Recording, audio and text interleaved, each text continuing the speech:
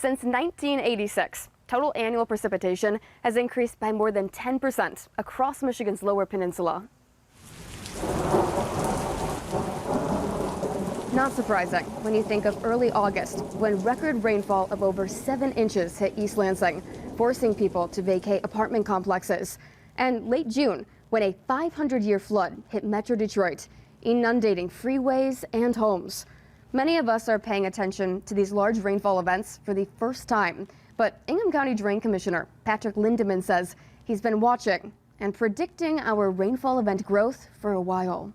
I can tell you right now that if you want to declare war on water, water will always win. I've noticed changes for the last 35 to 40 years. Lindeman has been Ingham County's Drain Commissioner since 1992 and says the frequency of these rain events was increasing gradually in the early 2000s, but now it's increasing much quicker. We used to have rain events that were kind of drizzly all day, and they would run for 2 or 3 days. And now we have microbursts. We have 5 inches of rain within 1 square mile. And it used to be that it rained over 30 square miles, you know.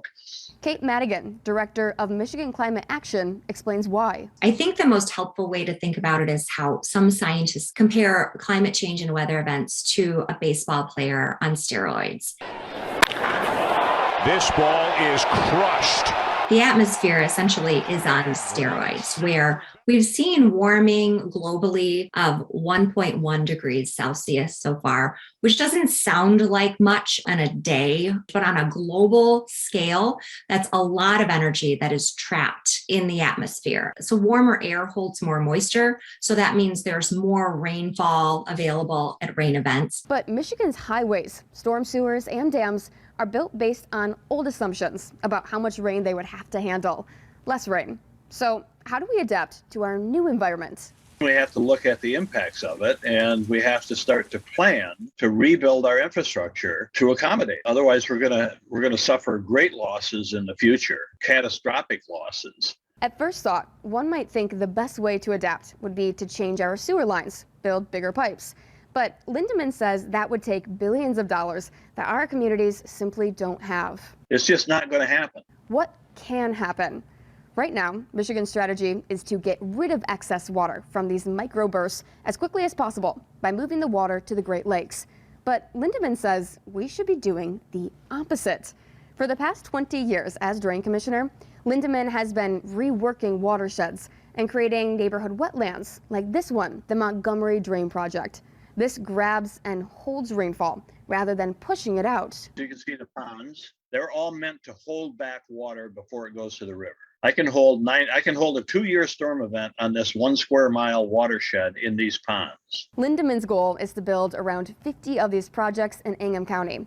He says this will take about 40 to 50 years to get the work done, and in the process, rebuild an infrastructure that can handle our new environment. In the meantime, Madigan says the rest of us need to do our part to slow climate change every day.